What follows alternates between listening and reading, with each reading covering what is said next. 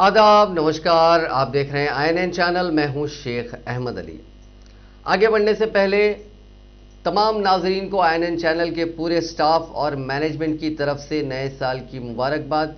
आइए इस news bulletin में नज़र डालते हैं दिन भर की बड़ी खबरों पर। हैदराबाद और तेलंगाना के दीगर मकामात पर जारिया साल नए साल की तकारीब में कोविड-19 की सूरत हाल के सबब मामूल के जोशो खरोश और बड़े इज्तिमात की कमी देखी गई।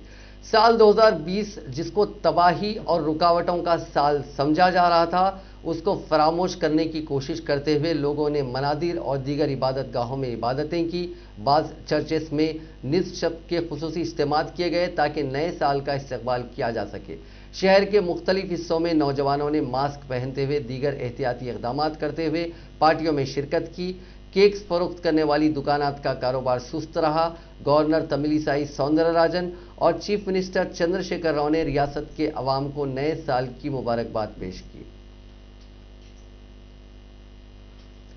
नए साल की तकारीब के सिलसिले में फोन इन प्रोग्राम के दौरान कई अफराद ने गवर्नर डॉक्टर तमिलिसाई सौंदरराजन को मुबारकबाद पेश की। गवर्नर ने इस 1 घंटे तवील फोन इन प्रोग्राम जिसका आगाज 10 बजे दिन हुआ था, उसके दौरान 60 से ज्यादा फोन कॉल्स मौसूल किए। रियासत भर के अवाम के मुख्तलिफ तबकात से ताल्लुक़ रखने वाले अफराद के साथ साथ बैरून रियासत कई अफराद ने भी फ़ोन करते हुए उनको साल नौ की मुबारकबाद पेश की। गवर्नर जिन्होंने फ़ोन करने वालों को उनकी मादरी ज़बान में मुबारकबाद देने की कोशिश की, उनके इस रद्देमल पर सरशार अफराद ने उनको तेलुगु, तमिल, हिंदी और अंग्रेजी में नए साल की मुबारकबाद दी। गवर्नर को गैर मुतवक्को तौर पर कानून साज असेंबली के स्पीकर पोचाराम श्रीनिवास रेड्डी का कॉल मौसूल हुआ, जिन्होंने इस प्रोग्राम के दौरान गवर्नर को नए साल की मुबारकबाद पेश की। गवर्नर ने जोशो खरोश के साथ फोन कॉल्स मौसूल किए और हर एक को मुबारकबाद दी। बाज़ अफराद ने खानगी टीचर्स, इंजीनियरिंग कॉलेज के कॉन्ट्रैक्ट लेक्चरर्स की परेशानियों और दीगर मसाइल को उनके इल्म में लाते हुए गवर्नर से मुदाखलत की ख्वाहिश की। गवर्नर ने उनको तजवीज़ पेश की कि वो अपने मसाइल राजभवन को तहरीरी तौर पर भेजें। नए साल के मौके पर हालत नशा में गाड़ियां चलाने पर हैदराबाद और सैबराबाद पुलिस कमिश्नरेट के हुदूद में जुमला 1431 मामला दर्ज किए गए। हैदराबाद ट्रैफिक पुलिस ने इस खुसूसी मुहिम के दौरान शराब पीकर गाड़ी चलाने वाले अफराद के खिलाफ तकरीबन 500 मामला दर्ज किए। ये मुहिम हैदराबाद पुलिस के हुदूद में मुख्तलिफ मकामात पर जुमेरात की शब से जुमे की सुबह तक चलाई गई। ट्रैफिक पुलिस के अहदेदारों ने कहा कि कई गाड़ियां जब्त की गईं जो पुलिस स्टेशन मुंतकिल की गई, उनमें बाइक्स और कारें भी शामिल हैं। हालत नशा में गाड़ी चलाते हुए पकड़े गए अफराद की ट्रैफिक ट्रेनिंग इंस्टीट्यूट में काउंसलिंग की जाएगी। उन्हें अदालत में भी पेश किया जाएगा जो उनको सजा दे सकती है और जुर्माना आयद कर सकती है। ज़राए ने कहा कि 25 बेशतर ट्रैफिक डिवीजन्स में 100 खुसूसी टीमों ने यह मुहिम चलाई। हैदराबाद ट्रैफिक पुलिस के मुताबिक यह मुहिम पहले से मंसूबाबंद थी ताकि इस बात को यकीनी बनाया जाए कि हालत नशा में गाड़ी चलाते हुए कोई भी शख्स फरार ना होने पाए। ताहम अहम ट्रैफिक जंक्शंस पर वसीतर बंदोबस्त किया गया था। Banjara hills, jubilee hills, Panjagutta, Ameerpet, Khairatabad और दीगर अहम मकामात पर खुसूसी तवज्जो मरकूज की गई। सैबराबाद कमिश्नरेट में 931 मामला दर्ज किए गए। इस मुहिम के आगाज के अंदरून चंद घंटे ये मामला दर्ज किए गए। 31 दिसंबर की शब से 1 जनवरी की सुबह तक हादसात की रोकथाम के लिए सैबराबाद पुलिस की सैकड़ों टीमों ने इस मुहिम में हिस्सा लिया। कमिश्नर पुलिस VC सज्जनार ने कहा कि तमाम पकड़े गए अफराद को चार्जशीट दाखिल करने के बाद जल्द ही अदालत में पेश किया जाएगा। उन अफराद के ड्राइविंग लाइसेंस जब्त करते हुए उनको मुअत्तल करने के लिए मुताल्लिका RTAs को भेजा जाएगा। गच्चीबौली, नारसिंगी, माधापुर, रायदुर्गम, कुकटपल्ली और KPHB के इलाके में ज्यादातर मामला दर्ज किए गए। पुलिस की चौकसी और इस मुहिम के नतीजे में सैबराबाद में कहीं भी कोई बड़ा हादसा पेश नहीं आया। सैबराबाद पुलिस ने सड़कों पर सलामती को यकीनी बनाने के सिलसिले में पुलिस के ताउन पर तमाम शहरियों से इजहार तशक्कुर किया। सज्जनार ने मजीद कहा कि हालत नशा में गाड़ी चलाने वालों को अदम बर्दाश्त की पॉलिसी के हिस्से के तौर पर सड़क से गुजरने वालों की सलामती को यकीनी बनाने के पेश नज़र सैबराबाद के हुदूद में इस मुहिम पर हफ्ते के अवाखिर में खुसूसी तवज्जो दी जा रही है। दुनिया भर में कोरोना वायरस से मुतासरीन की तादाद आज 8,39,34,165 हो गई, जबकि इस मौजी वायरस से अब तक 18,28,243 लोगों की मौत हो गई। हिंदुस्तान में कोविड-19 के मुतासरीन का आंकड़ा 1,02,86,709 हो गया, जबकि 1,48,994 अफराद हलाक हो चुके हैं। तेलंगाना में मुतासरीन की तादाद 2,86,815 हो गई है और 1,544 अफराद हलाक हो चुके हैं। तेलंगाना में पिछले 24 घंटों में 461 नए मामला सामने आए और 3 अफराद की मौत हुई है। रियासत में फिलहाल 5,815 कोविड-19 मरीजों का इलाज चल रहा है। मुल्क में नई शक्ल के कोरोना वायरस के मजीद 4 नए केसेस दर्ज हुए हैं, जिसके बाद कोरोना की नई शक्ल के केसेस की मजमूई तादाद 29 हो गई। मरकजी वजारत सेहत ने जुमे के रोज मुल्क भर के 10 लैब्स में से 6 लैब्स में होने वाले टेस्टों की तफसीलात पेश की। नए 4 केसेस में 3 बेंगलुरु में और 1 हैदराबाद में दर्ज हुआ। इस तरह हैदराबाद में अब तक नई शक्ल के कोरोना वायरस के 3 केसेस दर्ज हुए हैं। सूर्यापेट जिले में एक मरतबा फिर कोरोना के मामलात में बड़ी तादाद में इजाफा देखा गया, जिससे देहातियों में सनसनी फैल गई। जिले में एक ही खानदान के 22 अफराद इस वबा से मुतासिर हो गए। डीएम एनएचओ ने यह बात बताई। बताया जाता है कि आखिरी रसूमात में शिरकत करने वाले एक शख्स को कोरोना से वो मुतासिर था। जब इसके अरकान खानदान का मायना किया गया तो 22 अफराद इस मोजी मर्ज से मुतासिर पाए गए। किसी में भी बड़ी अलामत नहीं पाई गई। ओहदेदार इस बात का पता चलाने की कोशिश कर रहे हैं कि इन 22 अफराद से किस किस ने कबलजी मुलाकात की थी। महकमे सेहत के हुक्काम इस सिलसिले में चौकस हो गए हैं और तफसीलात जमा कर रहे हैं। वाज़ेह है कि गुज़िश्ता साल अप्रैल में भी इस जिले में बड़े पैमाने पर कोविड-19 के मामला दर्ज किए गए थे। आंध्र प्रदेश कानून साज काउंसिल के रुकन सी रामकृष्णा रेड्डी की कोरोना वायरस से मौत हो गई। वो कर्नूल के रुकन काउंसिल थे और वाईएसआर कांग्रेस के सीनियर लीडर थे। बताया जाता है कि उनमें 5 दिसंबर को कोरोना की अलामत जाहिर हुई थी। उसके साथ ही वो कुछ दिन होम क्वारंटाइन में थे। बाद में सेहत मजीद खराब होने पर उन्हें 13 दिसंबर को हैदराबाद के अपोलो हॉस्पिटल में दाखिल कराया गया था और आज 1 जनवरी को उनका इंतकाल हो गया। वेंटिलेटर पर उनका इलाज हो रहा था। उन्होंने तेलुगुदेशम पार्टी से कांग्रेस पार्टी में शमूलियत इख्तियार की थी और गुज़िश्ता इंतखाबात से कबल वाईएसआर कांग्रेस में शामिल हुए थे। रुकने काउंसिल रामाकृष्णा रेड्डी की मौत पर चीफ मिनिस्टर व सदर वाईएसआर कांग्रेस जगन मोहन रेड्डी ने अफसोस का इजहार किया। वाज़ेह है कि चंद दिन कबल वाईएसआर कांग्रेस पार्टी के रुकने पार्लियामेंट तिरुपति की भी कोरोना वायरस से मौत हो गई थी। CSIR centre for cellular and molecular biology Hyderabad में कोटाकल के आर्या वैद्यशाला के साथ माहिदा किया है ताकि कोरोना वायरस SARS-CoV-2 के खिलाफ लड़ाई में आयुर्वेद दवाओं की उफादियत का पता चलाया जा सके। AVS 118 साला चैरिटेबल इदारा है जिसका हेडक्वार्टर केरला के कोटाकल में है। ये इदारा आयुर्वेद को आम करने का काम करता है। उसने 500 से ज्यादा फॉर्मूले तैयार किए हैं। CCMB सरकर्दा लाइफ साइंसेस इदारा है। इसके लैब्स में कोरोना की नई शक्ल की जांच का काम किया जा रहा है। AVS के साथ इश्तराक में AVS आयुर्वेद के फार्मूले फराहम करेगा। CCMB उनकी सेल कल्चर सिस्टम में जांच करते हुए वायरस के खिलाफ उसकी उफादियत का पता चलाएगा। अगर इसके ठोस नतायज निकलते हैं तो ये प्रोजेक्ट हिंदुस्तान में दवासाजी की सनत में बड़ी पेशरफ्त की क़यादत कर सकता है। हिंदुस्तान दौरे कदीम की हिकमत का हामिल है। कोरोना वायरस के खिलाफ जारी लड़ाई में मुख्तलिफ इलाज के इम्कानात की शिद्दत के साथ जांच लाजमी है। CCMB में कोरोना के खिलाफ दवाओं और आलात के असरात की जांच की जा रही है। तेलंगाना हुकूमत ने महकमे सेहत के अहदेदारों को हिदायत दी है कि रियासत के नामजद दवाखानों में कोविड-19 के आजमाइशी टीके दिए जाएं।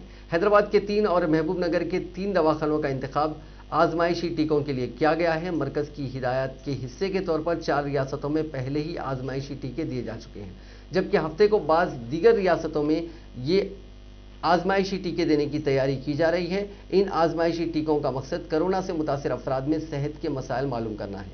हैदराबाद और महबूब नगर के प्राइमरी हेल्थ सेंटर, सरकारी और खानगी दवाखानों में कोरोना के आजमाइशी टीके दिए जाएंगे। मरकज ने पहले ही तमाम रियासतों और मरकजी ज़ेर इंतज़ाम इलाकों को हिदायत दी है और रहनुमायाना खतूत आजमाइशी टीकों के लिए जारी किए हैं। इस मुहिम के जरिए इस बात को यकीनी बनाया जाएगा कि कोरोना की टीका अंदाजी जल्द ही रुकावट से पाक अंदाज में शुरू की जाए। मरकज कोरोना के बड़े पैमाने पर टीके अंदाजी के लिए तैयार है। उसने रियासतों और मरकजी ज़ेर इंतज़ाम इलाकों को तैयार रहने की हिदायत जारी की है। Hyderabad city Congress minorities department के चेयरमैन समीर वलीउल्लाह ने कांग्रेस के नामपल्ली इंचार्ज फिरोज खान के उस बयान की शदीद मजम्मत की जिसमें उन्होंने पुराने शहर के मुसलमानों के खिलाफ नाजेबा रिमार्क्स किए थे। समीर वलीउल्लाह ने कहा कि फिरोज खान ने वो रिमार्क्स जाती तौर पर किए हैं और उनका कांग्रेस पार्टी से कोई ताल्लुक नहीं है। उन्होंने कहा कि फिरोज खान के खिलाफ कांग्रेस हाईकमांड से शिकायत करते हुए उन्हें पार्टी से बर्खास्त करने का मुतालबा किया गया है।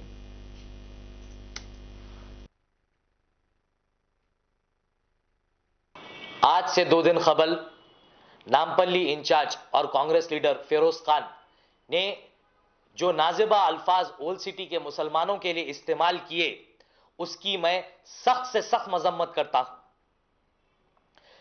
फिरोज खान, मैं आपसे यह जानना चाहता हूं कि आप कौन होते हैं जो कांग्रेस के बिहाफ पे ओल्ड सिटी के मुसलमानों पे सर्जिकल स्ट्राइक करने का दावा करते हैं।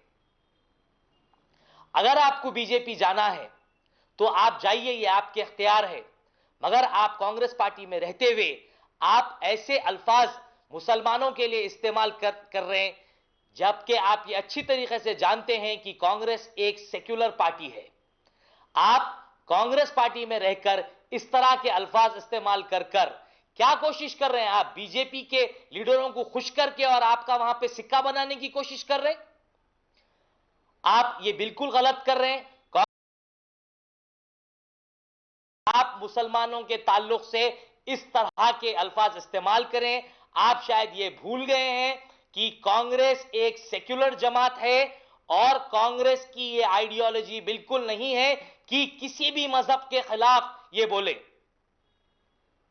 मैं माइनॉरिटी चेयरमैन होने की हैसियत से आपसे यह डिमांड करता हूं कि आप इमीडिएटली सारे मुसलमानों से माफी मांगे और मेरा ये एआईसीसी के लीडरान और टीपीसीसी के पीसीसी से डिमांड है कि फौरन इस फिरोज खान के ऊपर इमीडिएट एक्शन लिया जाए और इनको पार्टी से। तेलंगाना कांग्रेस के रुकन असेंबली कोमटिरेड्डी राजगोपाल रेड्डी ने फिर एक बार पार्टी तब्दील करने का इशारा दिया। तिरुपति में दर्शन के बाद अपने ख्यालात का इजहार करते हुए उन्होंने कहा कि तेलंगाना में बीजेपी ही मजबूत हो, इसके लिए वो प्रार्थना करते हैं। उन्होंने कहा कि तेलंगाना में अगर कोई मुतबादिल जमात है तो वो है बीजेपी। उन्होंने इशारा दिया कि मुस्तकबिल में वो बीजेपी में शामिल हो सकते हैं। उन्होंने कब शामिल होंगे इसका खुलासा नहीं किया, लेकिन कहा कि तेलंगाना में बीजेपी मजबूत होगी। उन्होंने कहा कि उनके भाई कोमटिरेड्डी वेंकट रेड्डी कांग्रेस पार्टी में ही बरकरार रहेंगे।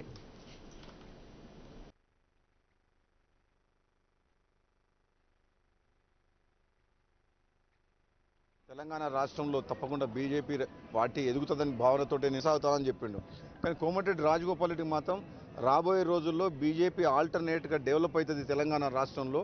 ఒకవేళ టీఆర్ఎస్కి ఆల్టర్నేట్ కావాలంటే ప్రత్యామ్నాయ పార్టీ బీజేపీ అవుతుందని చెప్పినా, నేను చెప్పినట్టుగానే దుబ్బాకలో కానీ, హుజూర్ నగర్ బై ఎలక్షన్ కానీ, జిహెచ్ఎంసీలో కానీ ప్రజలందరూ కూడా బీజేపీని ఆల్టర్నేట్గా డిసైడ్ చేసుకోరు. కాబట్టి నా నిర్ణయంలో మార్పు ఉండదు. బహుశా రాబోయే రోజుల్లో నేను అదే లైన్లో బీజేపీ లైన్లో డిసిషన్ తీసుకోవచ్చు. నాకు కూడా ఒక సొంత అభిప్రాయం ఉంది కాబట్టి రాబోయే రోజుల్లో బీజేపీనే బలపడుతుందన్న నమ్మకం నాకు పూర్తిగా ఉంది. అది కావాలని కూడా భగవంతుని కోరుకుంటున్నాను.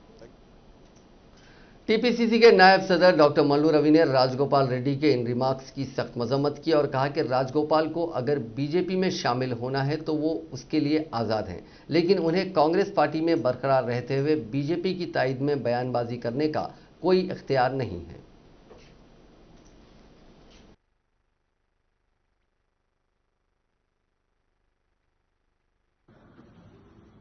కోమటిరెడ్డి రాజగోపాల్ రెడ్డి గారు తిరుపతిలో మాట్లాడుతూ వారు బీజేపీలో చేరతానని చేసినటువంటి ప్రకటనని నేను తీవ్రంగా ఖండిస్తున్నాను. రాజగోపాల్ రెడ్డి గారు కాంగ్రెస్ పార్టీ గుర్తు మీద పార్లమెంటు సభ్యుడిగా ఎన్నికయ్యారు.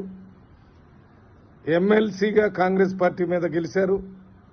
ఎమ్మెల్యేగా కాంగ్రెస్ పార్టీ గుర్తు మీదనే గెలిచారు. ఇప్పుడు ప్రజలు టీఆర్ఎస్ పార్టీతోని బీజేపీ పార్టీతోని అనేక ఇబ్బందులు పడుతున్న సందర్భంగా కాంగ్రెస్ పార్టీలో ఉండి ఎమ్మెల్యేగా కాంగ్రెస్ పార్టీని వచ్చే ఎన్నికల్లో గెలిపించి కాంగ్రెస్ పార్టీని అధికారంలోకి తీసుకురావాల్సిన రాజగోపాల్ రెడ్డి గారు ఈ రకంగా కాంగ్రెస్ పార్టీకి వెన్నుపోటు పొడిచి బీజేపీలో చేరతానని చెప్పడాన్ని ప్రతి కాంగ్రెస్ కార్యకర్త నాయకుడు తీవ్రంగా ఖండించేటటువంటి పరిస్థితులు ఉన్నాయనే విషయాన్ని రాజగోపాల్ రెడ్డి గారు గుర్తించాలి. బీజేపీకి ఇంతకుముందే వెళ్తానని చెప్పి వెళ్లకుండా ఉండటం बीजेपी के रियासती सदर बंडी संजय ने दावा किया है कि 2023 के इंतखाबात के बाद रियासत में अगली हुकूमत की तश्कील के लिए राह हमवार हो गई है। उन्होंने जीएचएमसी की नई जनरल बॉडी की तश्कील के लिए रियासती हुकूमत और रियासती इलेक्शन कमीशन को हिदायत जारी करने पर जोर देते हुए गवर्नर से की गई नुमाइंदगी के दौरान ये रिमार्क्स किए। असेंबली में फ्लोर लीडर राजा सिंह, साबिक अरकान असेंबली रामचंद्र राव, NVSS प्रभाकर और दूसरे इस मौके पर मौजूद थे। बाद मीडिया से बात करते हुए उन्होंने इल्जाम लगाया कि रियासती election commission chief minister Chandrashekhar Rao और मजलिस के रुकन पार्लियामेंट असदुद्दीन अवैसी के कंट्रोल में है। उन्होंने इल्जाम लगाया कि टीआरएस ज़ेर क़यादत रियासती हुकूमत हाल ही में मुनक़िदा जीएचएमसी इंतखाबात में 35 लाख शहरियों की जानिब से दिए गए ख़ते एतमाद की तौहीन कर रही है। उन्होंने ये भी इल्ज़ाम लगाया कि हुकूमत और इलेक्शन कमीशन इस मसले पर ड्रामा करते हुए जमहूरियत का मजाक उड़ा रहे हैं। उन्होंने दावा किया कि हुक्मरान जमात ने अपनी हलीफ मजलिस की तायद की वजह से ही जीएचएमसी इंतखाबात में बड़ी तादाद में नशिस्तों पर कामयाबी हासिल की है। जीएचएमसी की अगली काउंसिल की तश्कील के लिए काफ़ी वक्त रहने से मुतालिक टीआरएस कायदीन के हालिया रिमार्क्स का हवाला देते हुए उन्होंने हुक्मरान जमात के कायदीन से ये पूछा कि उन्होंने इंतखाबात करवाने में जल्दबाजी क्यों की। उन्होंने दावा किया कि बीजेपी के इम्कानात को नुकसान पहुँचाने के मकसद से ही टीआरएस ने जल्द इंतखाबात करवाए। संजय ने दावा किया कि कांग्रेस के बाज़ अरकान असेंबली और हुक्मरान जमात टीआरएस के 30 अरकान असेंबली उनसे राब्ते में हैं। मरकजी हुकूमत के फलाही प्रोग्रामों पर अमल के सिलसिले में चीफ मिनिस्टर के मौक़िफ़ में तब्दीली पर उन्होंने कहा कि यह अच्छी बात है कि कम से कम अब चीफ मिनिस्टर ने अपनी आंखें खोल दी हैं।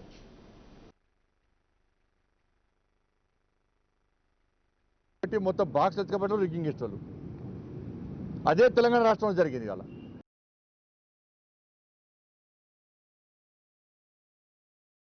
ఎంఐఎం పార్టీ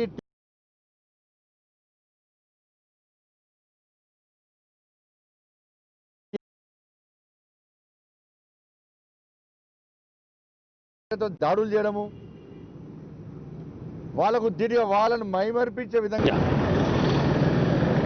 हमारे जो बल्दिया के चुनाव हैं जीएचएमसी के, वो 1 दिसंबर को हो गए हैं और 4 दिसंबर को काउंटिंग के बाद रिजल्ट हो गया है। अभी 1 महीना हुआ रिजल्ट होने के बाद। ये जो जीते हुए कॉर्पोरेटर का क्या रोल है? जो हार गए हैं वो भी कॉर्पोरेटर बनकर घूम रहे हैं, इनॉग्रेशन कर रहे हैं। तो इसीलिए जो कानून में जो है जीएचएमसी के जो लॉ में है जो कि इमीडिएटली इलेक्शंस होते ही उनका नाम जो है नोटिफाई करना चाहिए गेजेट में। उसके बाद मेयर का चुनाव होना चाहिए। अब मेयर का चुनाव भी नहीं हुआ है, तो किसी पार्टी को भी मेजॉरिटी नहीं आया। इसीलिए ये देर कर ये लोग कॉर्पोरेटर्स जो जीते हुए खरीदने की कोशिश के लिए ये लोग देर कर रहे हैं। तो Bharatiya Janata party election commission से ये डिमांड करी है कि कानून के तहत इमीडिएटली जो है इनका नाम जो है नोटिफाई करना चाहिए। जो कॉर्पोरेटर जीते हैं उनको अपना काम करना चाहिए। लेकिन आज भी जो है हारे हुए कॉर्पोरेटर इनॉग्रेशन कर रहे हैं, हारे हुए कॉर्पोरेटर आज नारे फोड़ रहे हैं। ये कहाँ की जो मतलब न्याय है? तो इसीलिए हम जब इलेक्शन कमीशन इसके बारे में कोई रिस्पॉन्स नहीं दिया तो हम गवर्नर के पास आए और यही पता है कि जो पुराना काउंसिल है उसको रद्द किया जाए और मेयर का चुनाव होना चाहिए इमीडिएटली। मेयर का चुनाव क्यों नहीं हो रहा है? 48 मेंबर्स जो भारतीय जनता पार्टी जीते हैं, आज उनको कॉर्पोरेटर्स बनने के लिए जो 48 मेंबर्स जो हैं उनको एरिया में काम करने के लिए क्या पावर्स मिला? अभी कुछ पावर्स नहीं मिला। 1 महीना हो गया है। हमारा एक कॉर्पोरेटर जो जीत गया और बेचारा कोरोना के कारण कल मर गया, वो जनता की सेवा करने का उसको अवसर भी नहीं मिला। तो कानून के प्रकार जो है जल्दी से जल्दी जो है चुनाव के बाद मेयर का चुनाव होना चाहिए, गेजेट नोटिफिकेशन होना चाहिए। अब तक ये गेजेट नोटिफिकेशन क्यों नहीं दिए? सरकार जो है ये कुछ गलत अंदाज से कर रही है, कोई गलत काम के लिए कर रही है, मैनिफेस्टो इंटेंशन से कर रही है। सदर नशीन तेलंगाना अक़लियती कमीशन मोहम्मद कमरुद्दीन ने कमीशन की 3 साला कारकर्दगी पर भरपूर इत्मीनान का इजहार करते हुए बताया कि तकरीबन 1,500 से ज़ायद पिटीशंस पर कमीशन के अहकामात को रूबे अमल लाते हुए रियासत की सरकारी मिशनरी ने हुकूमत पर अवाम के एतमाद को बहाल किया। सदर नशीन कमीशन मोहम्मद कमरुद्दीन ने INN चैनल के ब्यूरो चीफ हबीब अली जिलानी से खास बात करते हुए कमीशन की 3 साला कारकर्दगी से वाकिफ करवाया।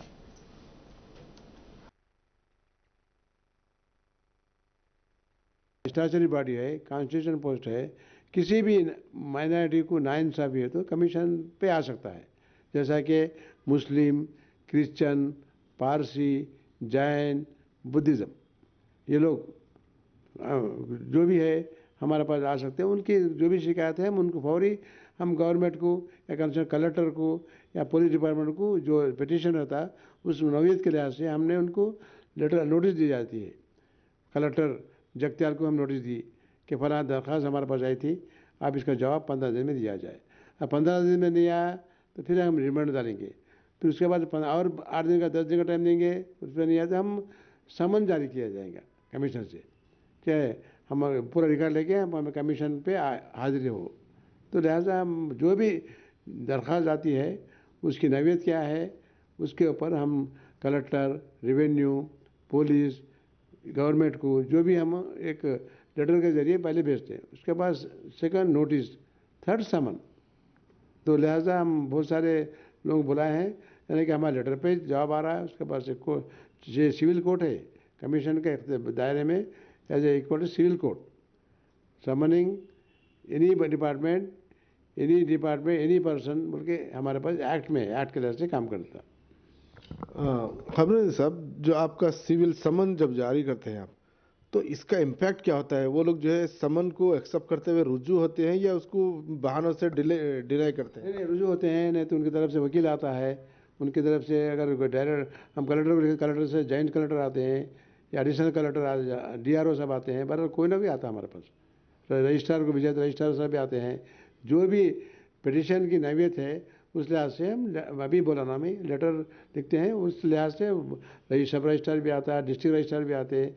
अगर नहीं है कुछ उनको ज़रूरी कुछ मीटिंग वगैरह है कुछ है तो उनको लेटर लिखते हैं कि हमारे को टाइम दिया जाए, हम टाइम भी देते हैं उनको।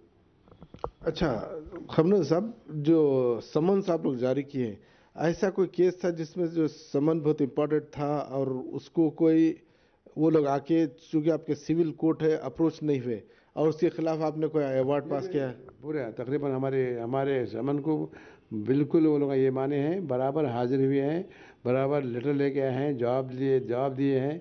हम उसके ऊपर केस की नवेज से हम फिर भी एक जजमेंट दिया गया है। अच्छा, जजमेंट कितने आप दिए और उस पर जजमेंट आपने देने के बाद में जो कंसल्ट अथॉरिटीज है उसके ऊपर इम्प्लीमेंट हुआ है क्या? ज़रूर इम्प्लीमेंट हुआ, कमीशन के दायरे में है बोल के हर डिपार्टमेंट वाले ज़रूर उसको इम्प्लीमेंट करें हैं। कोई ऐसा चीज़ नहीं कि कोई इम्प्लीमेंट नहीं करें, बराबर करें हैं, बराबर। कोई ऐसी चीज़ नहीं कोई इम्प्लीमेंट नहीं, सवाल ही नहीं होता, क्वेश्चन डज नॉट अराइज, क्योंकि कमीशन के से जो भी हम जजमेंट देते हैं, जो प्रोसीडिंग देते हैं उसको वो लोग मानते हैं, ज़रूर करते हैं। अच्छा, क्या यहाँ से जो कमीशन जो ऑर्डर देता है वो डायरेक्ट उस पर इम्प्लीमेंट करे या फिर हाई कोर्ट से जाके उसको जो है वो अप्रूवल कराना पड़ता है? हमारे केस अभी तक तो कोई हमारे इस पर हाई कोर्ट तो कोई नहीं गए हैं हमारे, कोई हाई कोर्ट नहीं गए हैं और सिविल कोर्ट भी नहीं गए हैं, क्योंकि हमारे पास तकरीबन जो भी हम ऑर्डर दिए उसको गवर्नमेंट इम्प्लीमेंट करे हैं। उनको किसी को प्रमोशन नहीं आया, हमने गवर्नमेंट लिखा है तो उसको प्रमोशन दिया गया है।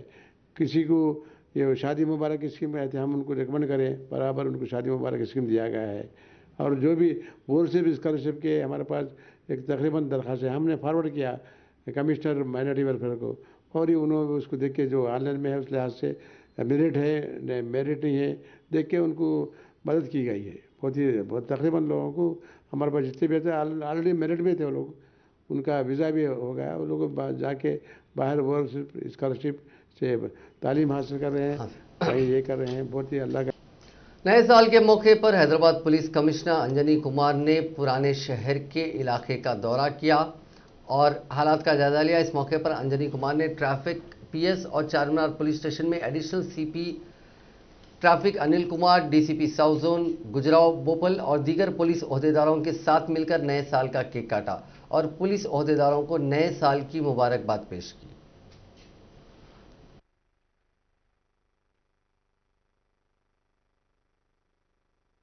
से पहले नए साल 2021 की बहुत बहुत शुभकामनाएं, मुबारकबाद। आज हैदराबाद सिटी पुलिस के तरफ से ओके सर, ओके।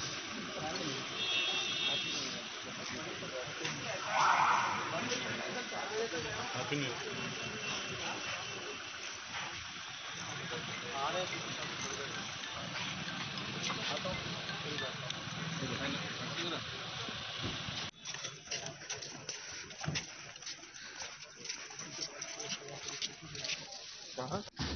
సార్ మీరు కూడా వెళ్ళండి ముందుకెళ్ళండి సార్ వెళ్ళండి మీరు కూడా వెళ్ళండి ఇటు వెళ్ళండి సార్ ఇటు ఇద్దరు వెళ్ళండి సార్ ఇటు వచ్చేయండి थोड़ा पीछे थोड़ा पीछे आ जाओ पूरम को आता थोड़ा ले सकते हैं సార్ లెఫ్ట్ వచ్చేయండి లోపలికి వెళ్ళండి సార్ రండి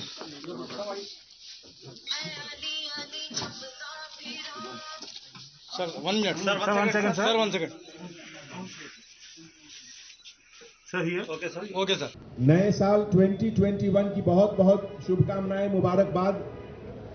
आज हैदराबाद सिटी पुलिस के तरफ से, हमारे सभी कलीग ऑफिसर्स के तरफ से, हैदराबाद के तमाम सिटीजन्स को, सभी को नए साल 2021 में यही ईश्वर से प्रार्थना करते हैं कि आज हमारे शहर में हमारे देश में जो एक कोरोना का एटमॉस्फेयर है, ये जल्दी खत्म हो। सबसे पहली उम्मीद हमारी 2021 से यही है। और उसके बाद जो 2020 में जो लॉस हुआ, खास करके जो गरीबों को नुकसान हुआ, छोटे बिजनेसमैन को नुकसान हुआ, उन लोग सबको 2021 में एक नया मौका मिले, बेहतर अपॉर्चुनिटीज आए, जिससे कि वो लोग अपना इकोनॉमिक सिचुएशन इंप्रूव करें, बिजनेस इंप्रूव करें, घर की आमदनी इंप्रूव करें और अपने बच्चों, अपने परिवार को बेहतर से बेहतर तरीके से देखभाल करें। आज इस नए साल पे पुराने साल को जब हम याद करते हैं तो हमारे जितने ऑफिसर्स हैं, हर एक होमगार्ड ऑफिसर्स, कांस्टेबल ऑफिसर से लेकर सीनियर ऑफिसर तक, हर एक घंटे जो उन्होंने मेहनत करके गुजारे हैं शहर में, चाहे वो कोरोना से फाइटिंग करने का हो, फ्लड के टाइम का रिलीफ हो, इलेक्शन के टाइम का हो, इतना अच्छा टीम वर्क, इतना अच्छा कोऑर्डिनेशन, ये बिल्कुल यादगार रहेगा और ये हमारे जहन में, हमारे दिल में हमेशा रहेगा। आज एक बार फिर आप लोगों से यही गुजारिश करते हैं कि आने वाले समय में जब तक ये कोरोना पूरी तरह से नहीं जाए, प्रिकॉशन लीजिए और अपने आप को बचाइए, अपने परिवार को बचाइए। और नए साल में अल्लाह सुब्हानहू व तआला से, भगवान से गुजारिश करते हैं, प्रार्थना करते हैं कि हम सब। उप्पल में मंदिर के बाहर ठहराई गई गाड़ियों में एक लारी घुस पड़ी, जिसके नतीजे में एक शख्स हलाक और दीगर 3 जख्मी हो गए। यह हादसा उस वक्त पेश आया जब पीछे से डीसीएम ट्रक की टक्कर के बाद लारी के ड्राइवर ने उसका तवाजुन खो दिया। जराये ने कहा कि लॉरी ने पहले मंदिर के बाहर ठहराई गई मोटरसाइकिलों को टक्कर दे दी, जिसके बाद ये लारी मंदिर की दीवार से टकरा गई, जिसके नतीजे में दीवार को जुज़वी नुकसान पहुंचा। इस हादसे में एक शख्स हलाक और दीगर 3 जख्मी हो गए। उप्पल पुलिस इतला मिलते ही वहां पहुंची, जिसने तहकीकात का आगाज कर दिया और जख्मियों को इलाज के लिए दवाखाना मुंतकिल किया।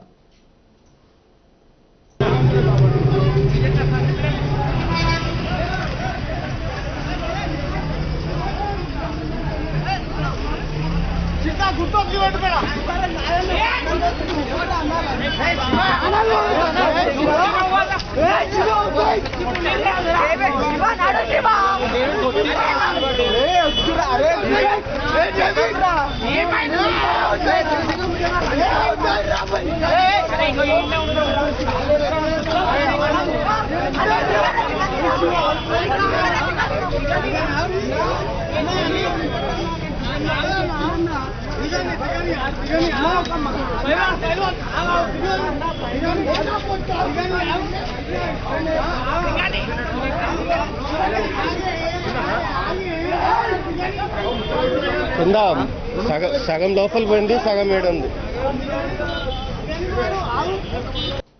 शेयर बाजार के रेगुलेटर सेबी ने मुल्क की सबसे बड़ी कंपनी रिलायंस इंडस्ट्रीज और उसके चेयरमैन मुकेश अंबानी पर 40 करोड़ रुपए का जुर्माना लगाया है। रिलायंस इंडस्ट्रीज पर 25 करोड़ और अंबानी पर 15 करोड़ रुपए का जुर्माना लगाया गया है। मामला रिलायंस पेट्रोलियम के शेयरों की ट्रेडिंग से जुड़ा है। इसी मामले में नई मुंबई एसईजेड प्राइवेट लिमिटेड पर 20 करोड़ और मुंबई एसईजेड लिमिटेड पर 10 करोड़ रुपए का जुर्माना लगाया गया है। रिलायंस पेट्रोलियम पहले अलग लिस्टेड कंपनी थी। मार्च 2007 में रिलायंस इंडस्ट्रीज ने रिलायंस पेट्रोलियम के 4.1% शेयर बेचने का ऐलान किया था। कंपनी के शेयर भाव गिरने लगे तो नवंबर 2007 में रिलायंस पेट्रोलियम के शेयर खरीदे बेचे गए। सेबी ने जांच में पाया कि शेयरों के दाम मुतासिर करने के लिए ये खरीदो फरोख्त गलत तरीके से की गई थी, जिसकी वजह से ये जुर्माने आयद किए गए हैं।